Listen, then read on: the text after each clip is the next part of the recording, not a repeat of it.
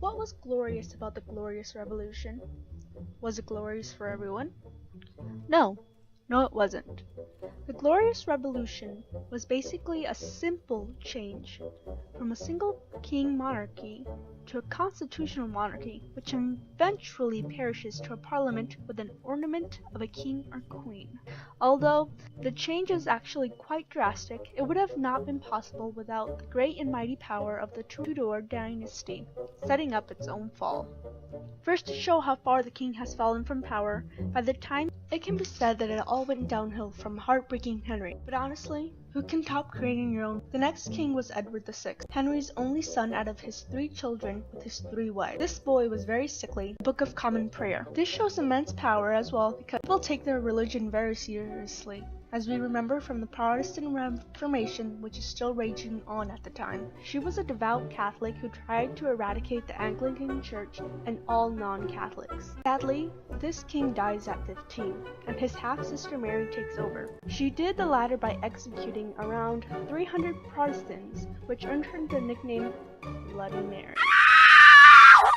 On our spiraling downfall from the glory of Henry VIII, we have one small shining moment during Elizabeth I's reign. She was a queen who used sexual appeal and neutrality to rule sufficiently in a new era of Protestant England. This was amazing because it was very difficult for women to do anything by themselves in this time period, especially have positions of power. She was a quite capable leader, which can be seen from her ability to power, including the Spanish Armada, and for her country.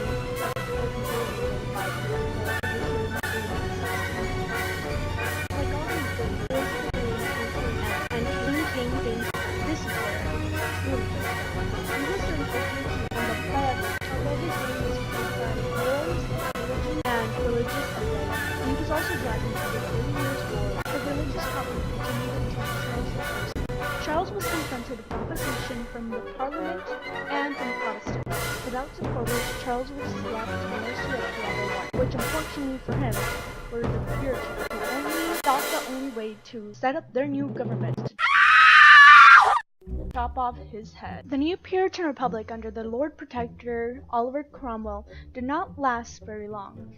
It was soon replaced by Charles II, who was tricked by something called a Popish plot to let his brother James II come into rule.